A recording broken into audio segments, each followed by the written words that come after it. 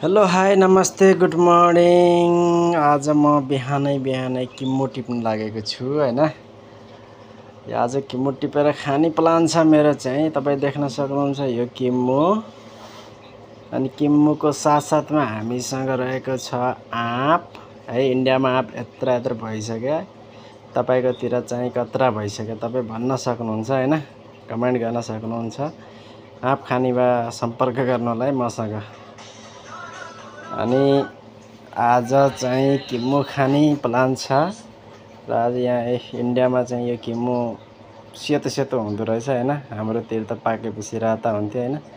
यता चाहिँ सेतो हुँदो रहेछ। र त्यसैगरी किम्मोको साथसाथमा हामीसँग यता चिकुको पेड पनि छ। चिकु पनि फलिरहेको छन् हैन।